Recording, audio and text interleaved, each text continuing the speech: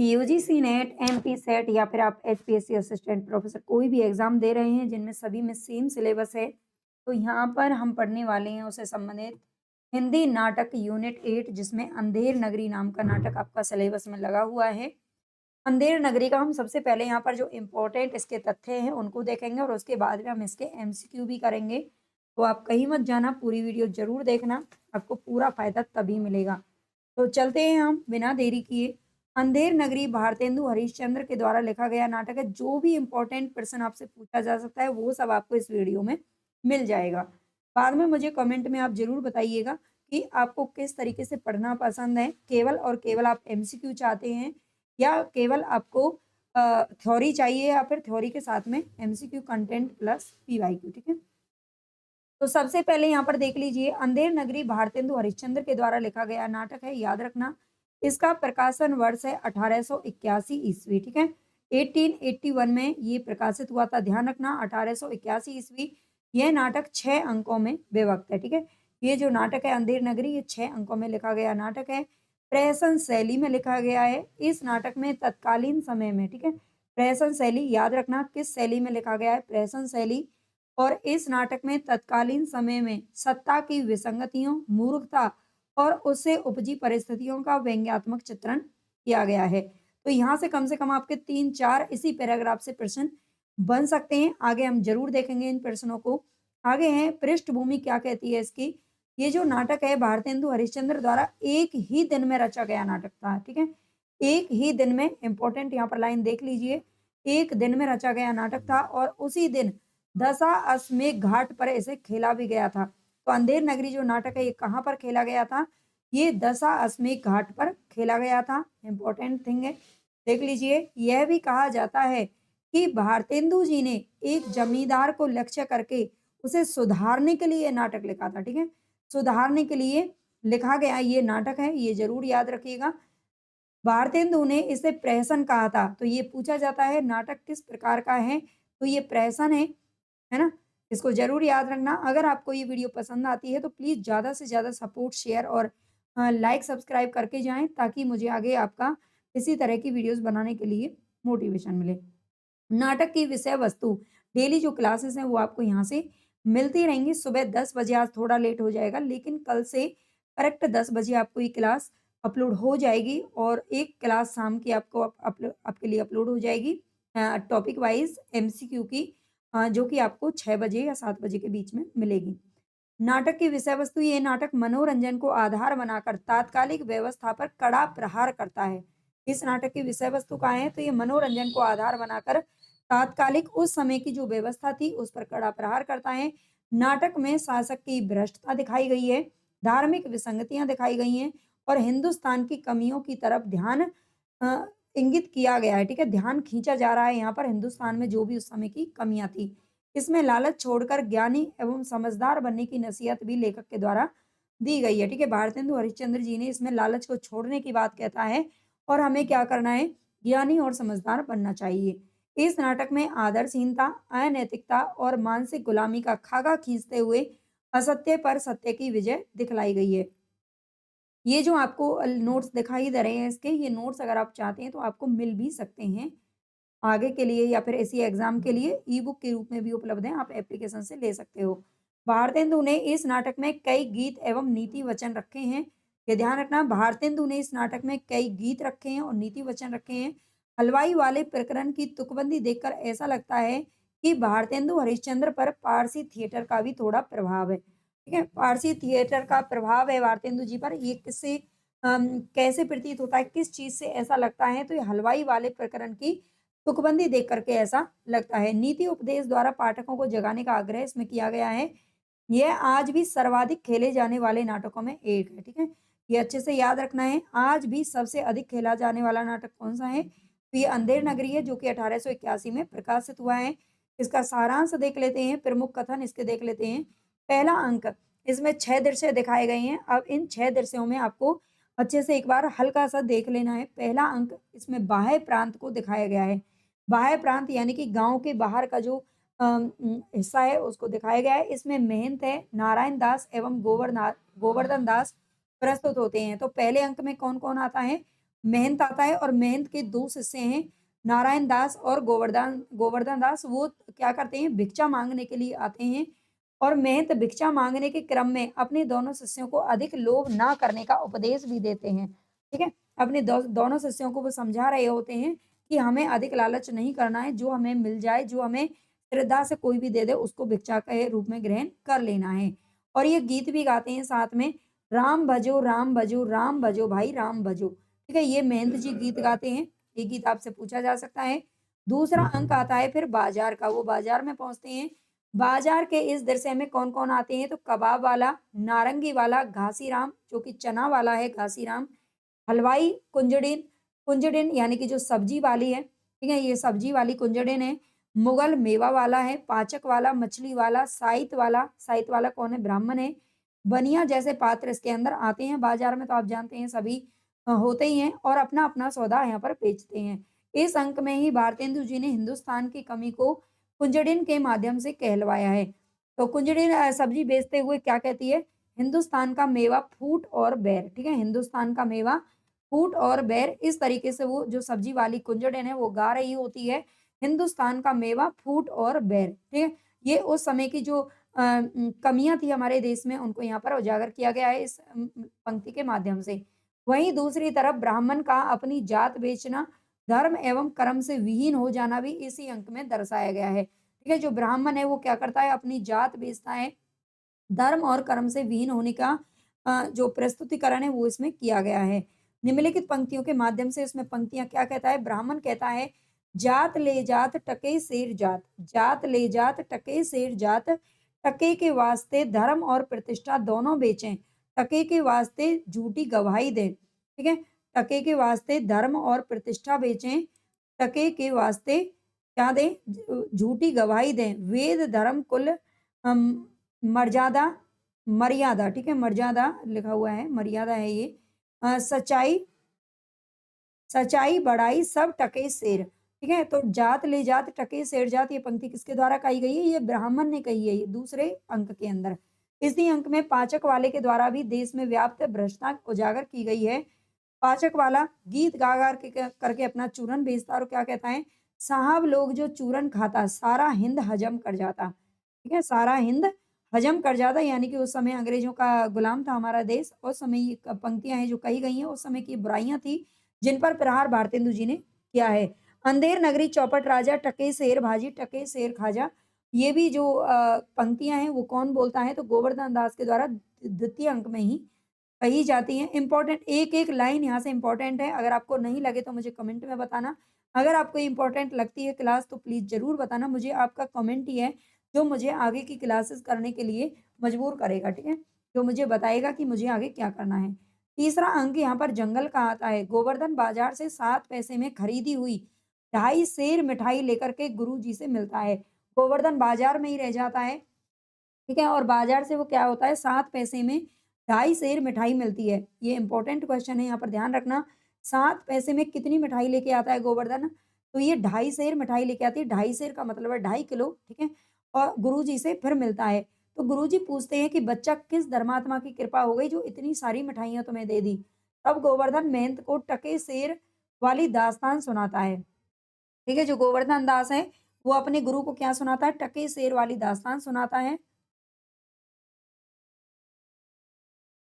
जिसे सुनकर के गुरुजी को नगर के बारे में आशंका होती है। महंत समझ जाता है कि इस नगर में कुछ न कुछ गड़बड़ चल रही है और वे इस अंधेर नगरी को छोड़कर चलने के लिए कहते हैं। ये अंधेर नगरी इसीलिए इसका शीर्षक रखा गया है। अंधेर नगरी को छोड़कर चलने के लिए कहते हैं गुरुजी, पर गोवर्धन लालच में पड़कर उनके साथ नहीं जाता है।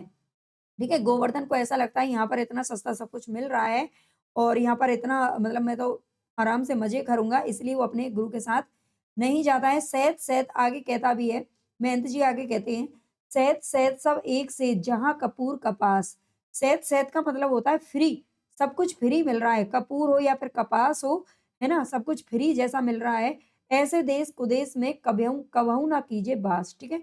ये पंक्तियाँ पूछी जा सकती हैं, ये महंत जी के द्वारा कही गई हैं। चौथा अंक आता है राज्यसभा का।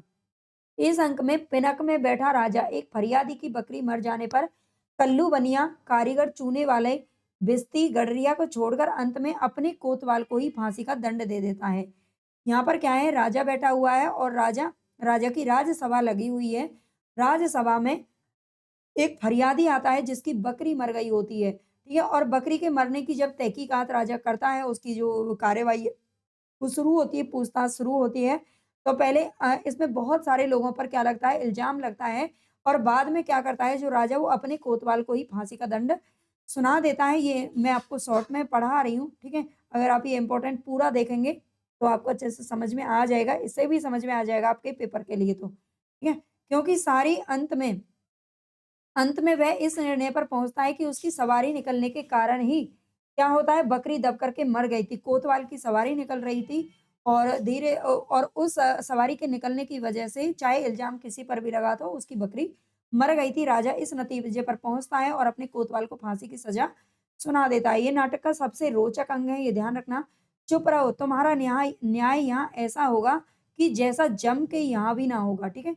जम के यहाँ पर यानी कि यमराज के यहाँ पर भी ऐसा न्याय नहीं कर सकता यमराज भी, जैसा न्याय तुम्हारा इस दरबार में होगा। राजा किससे कहता है? फरियादी से ये पंक्ति बोलता है। फिर 5वां अंक आता है अरण्य। अरण्य का आता है, इस अंक में कोतवाल को फांसी दी जानी है, ठीक है? कोतवाल को फांसी दी जानी है, राज दरबार से मतलब बाहर ले जाया जाता है और उसको फांसी दी जानी है, जिसको फांसी की सज़ा सुनाई गई है। लेकिन वह फांसी के फंदे के लिए ठीक नहीं बैठता है। जब फांसी के फंदे के पास उसे लेके जाया जाता है, तो उसकी जो गर्दन है, वो उसमें नहीं आती है, ठीक है? कोतवाल पतला दुबला-पतला आदमी है और जो फांसी का फंदा है, वो थोड़ा बड़ा है। तो उसकी जो गर्दन है, वो फिट उसमें नहीं बैठती है।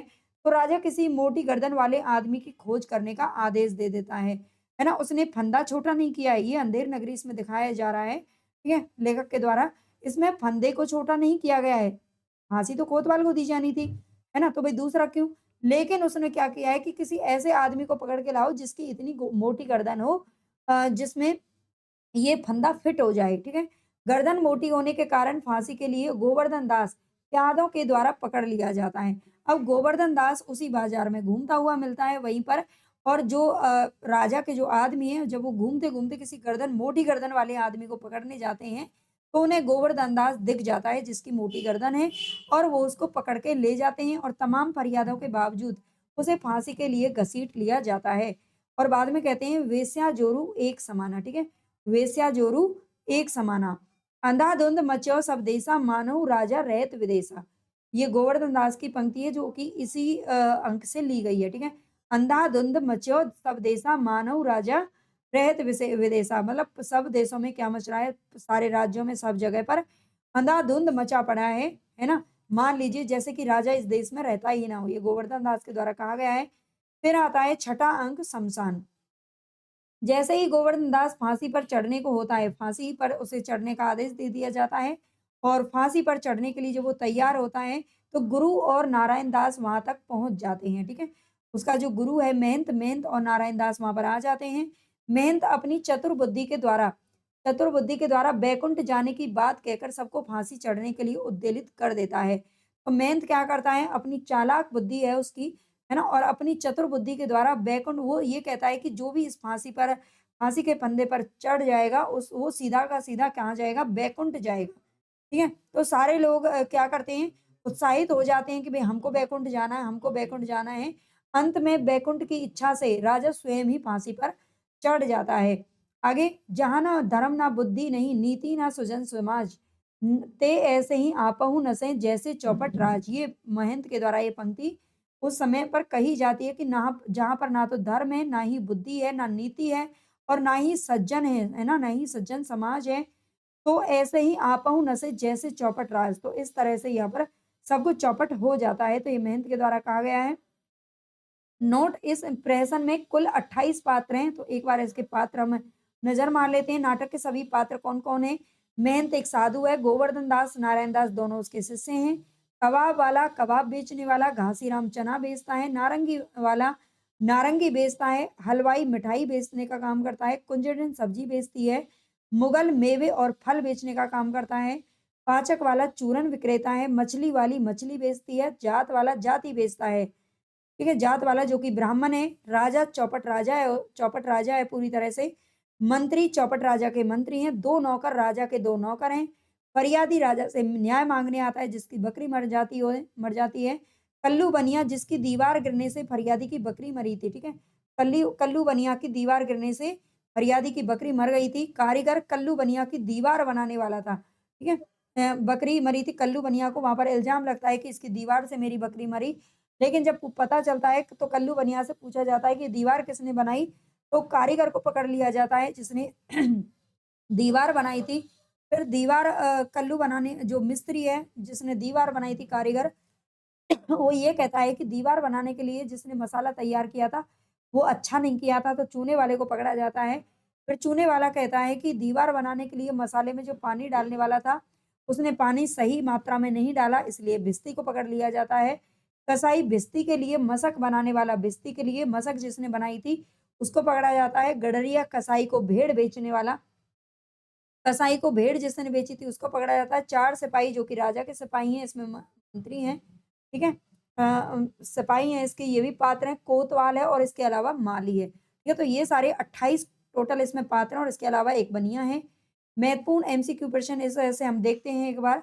भारतेंदु हरिश्चंद्र जी का अधूरा नाटक कौन-सा है? तो इनका अधूरा नाटक कौन-सा है? नील देवी, सती प्रताप, अंधेर नगरी या फिर इनमें से कोई नहीं। तो यहाँ पर मैं आपको फटाफट से आंसर एक बार लगवा देती हूँ। उम्मीद करती हूँ कि ये वीडियो आपके लिए काफ़ी हेल्पफुल रहेगी और अगर हेल्पफुल रही तो प्लीज़ कमेंट में ज़रूर बताइएगा कि आपको किस तरीके से पढ़ना, केवल और केवल आप एमसीक्यू चाहते हैं या फिर आपको कंटेंट भी पढ़ना है, ठीक है? तो ए फर्स्ट का हमारा सही आंसर हो जाएगा बी, सती प्रताप, ठीक है? भारतेंदु हरिश्चंद्र जी का जो अधूरा नाटक था ये सती प्रताप रह गया था। सती प्रताप जो नाटक है इसको बाद में राधा कृष्ण दास के द्वारा पूरा किया गया था। अंधेर नगरी नाटक के द्वितीय दृश्य में चना जोर गरम गीत किसके द्वारा गाया गया है? तो चना जोर गरम वाला कौन है? तो ये है घासीराम, ठीक है? घासीराम के द्वारा ये गीत गाया गया है। आगे है, अंधेर नगरी नाटक के अनुसार कौन-सा दृश्य है जो कि गलत है? इनमें से कौन-सा दृश्य गलत है? अंधेर नगरी नाटक के अनुसार प्रथम दृश्य बाह्य प्रांत दिखाया गया है, द्वितीय दृश्य में बाजार का दृश्य है, तृतीय में राजसभा, चतुर्थ में राजसभा है, लेकिन तृतीय जो दृश्य है वो जंगल का है, ठीक है? उसमें जंगल में है, गोवर्धन दास अपने मेहनत के लिए क्या लेके जाता है? ढाई ढाई सेर मिठाई लेकर के जाता है बाजार से, ठीक है? गोवर्धन दास और नारायण दास किस नाटक के पात्र हैं? तो ये दोनों अंधेर नगरी के पात्र हैं, जो जिसका प्रकाशन वर्ष है 1881 ईस्वी। अंधेर नगरी नाटक के बारे में सही कथन कौन-सा है? क्या है इसका प्रकाशन वर्ष 1881 ईस्वी? ये बिल्कुल सही है भाई, है ना? यह नाटक 6 अंकों में विभक्त है, ये भी बिल्कुल करेक्ट है। प्रहसन शैली में लिखे गए इस नाटक में तत्कालीन समय में सत्ता की विसंगतियाँ, मूर्खता और उससे उपजी परिस्थितियों का व्यंग्यात्मक चित्रण किया गया है, ये भी बिल्कुल ठीक है। ठीक, इसका ऑप्शन हमारा डी सही हो जाएगा, ये सारे के सारे ठीक हैं। मेवा और फल बेचने वाले पात्र किस नाटक में हैं? तो ये अंधेर नगरी नाटक के अंतर्गत आते हैं, ये क्वेश्चन पूछे जाते हैं आपसे। चुप रहो, तुम्हारा न्याय यहाँ ऐसा होगा कि जैसा जम के यहाँ भी नहीं होगा। ये कौन कहता है? राजा फरियादी से कहता है, चतुर्थ अंक राज्यसभा में, ठीक है? इसका ए ऑप्शन हमारा सही हो जाएगा, इसी को ध्यान रखना।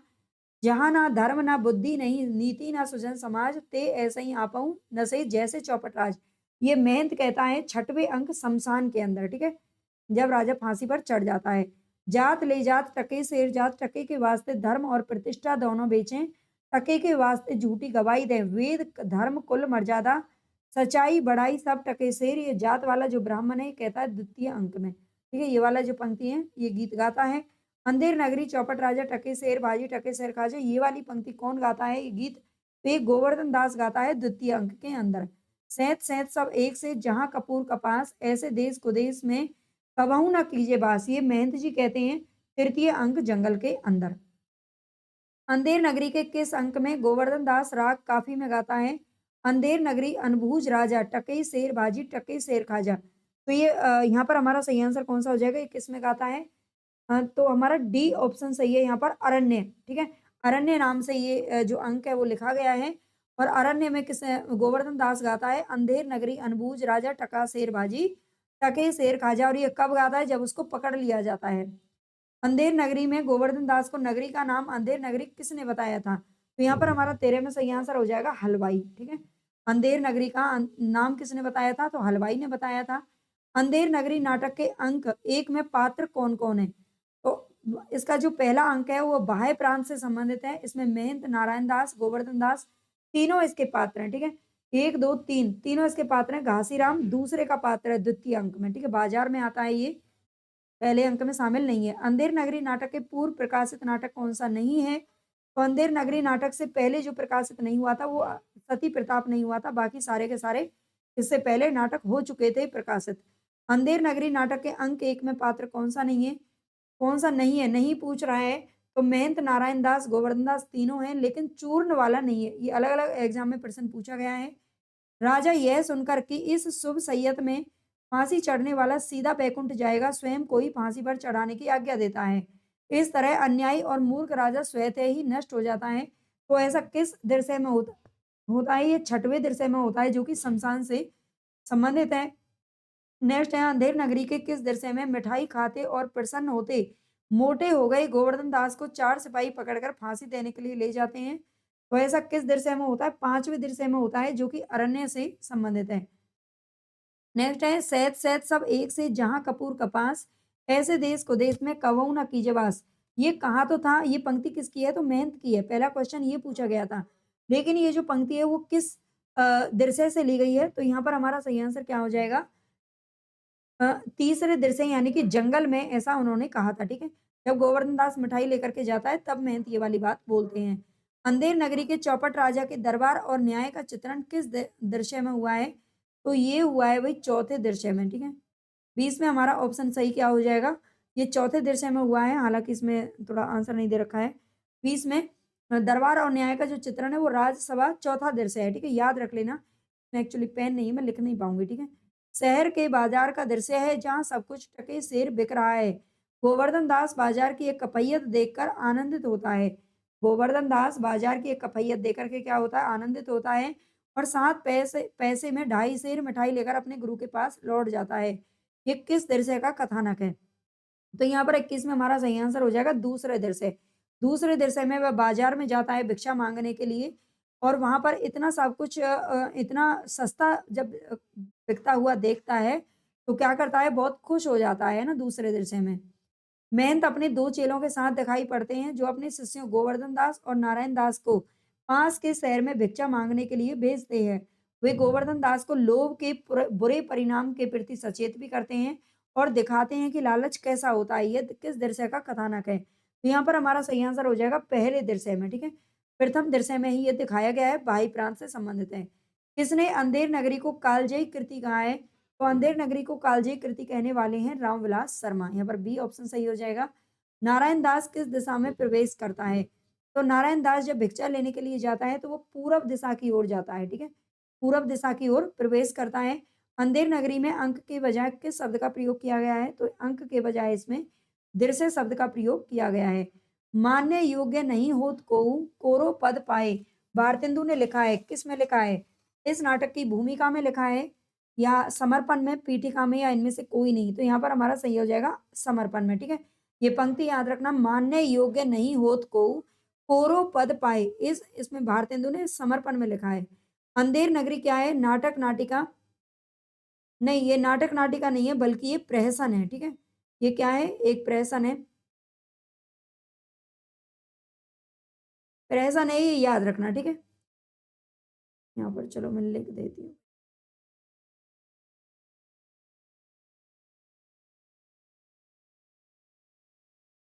ठीक है, ये प्रहसन है, ये याद रखिएगा।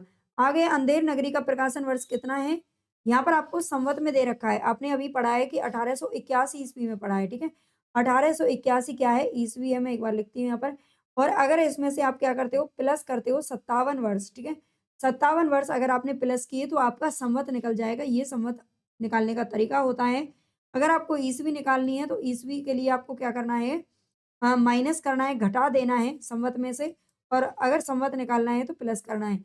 1881 ईस्वी में प्रकाशित हुआ है, 57 आप ऐड करेंगे तो आपका आंसर आ जाएगा संवत 1938 ईस्वी, ठीक है? सॉरी ईस्वी नहीं है, संवत। अंधेर नगरी के संदर्भ में सही नहीं है, कौन-सा सही नहीं है? इसका प्रकाशन 1880 में हुआ था, ये तो गलत है। इसका जो प्रकाशन है वो 1881 ईस्वी में हुआ था, ये गलत हो गया, ठीक है? बाकी देख लेते हैं, ये नाटक 6 अंकों में विभक्त है, ये तो ठीक है। इस नाटक में विवेकहीन और निरंकुश शासन व्यवस्था पर करारा व्यंग्य करते हुए उसे अपने ही कर्मों द्वारा नष्ट होते दिखाया गया है, ये भी ठीक है। भारतेंदु ने इसकी रचना बनारस के हिंदू नेशनल थिएटर के लिए एक ही दिन में की थी, ये भी बिल्कुल करेक्ट है, ठीक है। अंधेर नगरी नाटक का पात्र कौन-सा नहीं है? तो सिंगरन इसका पात्र नहीं है, ठीक है। सिंगरन किसका पात्र है? आप मुझे कमेंट में बताइए ज़रूर। अंधेर नगरी नाटक का दूसरा दृश्य कौन-सा है? तो अंधेर नगरी नाटक का जो दूसरा दृश्य है, ये है बाज़ार का। पहला दृश्य बाह्य प्रांत का है, दूसरा बाज़ार का है, तीसरा फिर जंगल का है, चौथा राज्यसभा का है, पाँचवाँ अरण्य और छठवाँ श्मशान का है। आगे है अंधेर नगरी नाटक का उद्देश्य क्या है? ग्रामीण जीवन दर्शन अंधकार का वर्णन नहीं। सी ऑप्शन हमारा सही हो जाएगा। विवेकहीन और निरंकुश शासन व्यवस्था का चित्रण। भारतेंदु की निम्नलिखित मौलिक नाट्य रचनाओं में कौन से प्रहसन हैं? तो इनमें से प्रहसन कौन-कौन से हैं? यहाँ पर हमारा सही आंसर क्या होगा? देखो ऑप्शन तो हमारे यहाँ पर सी ठीक हो जाएगा। इसमें वैदिकी हिंसा हिंसा न भवति और अंधेर नगरी। ये दोनों क्या हैं?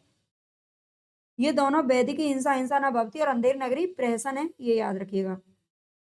आगे है जात ले जात टके शेर जात एक टका दो हम अभी अपनी जात बेचते हैं।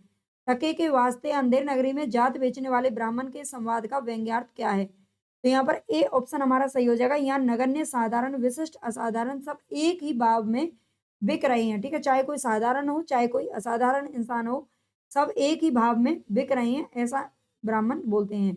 कौन सा नाटक है जो भारतेंदु द्वारा रचित नहीं है? तो भारतेंदु के द्वारा यहाँ पर नहुस नाटक नहीं लिखा गया है। नहुस नाटक इनके पिता अ, गिरधर दास गोपाल गोपाल गिरधर दास के द्वारा लिखा गया था, ये ध्यान रखना। आगे है महंत को अपने चेले के किस बात पर विश्वास नहीं हो रहा था? तो सब मिठाई और भाजी टके सेर पर, सेर मिठाई और भाजी टके सेर पर ये मिठाई नहीं हो रहा था, ठीक है। अब यहाँ पर हमारा नेक्स्ट जो टॉपिक है वो है भारत दुर्दशा। अगर आप आगे पढ़ना चाहें तो मुझे ज़रूर बताना कमेंट में, ठीक है? एक दिन के लिए इतनी लंबी वीडियो काफ़ी है।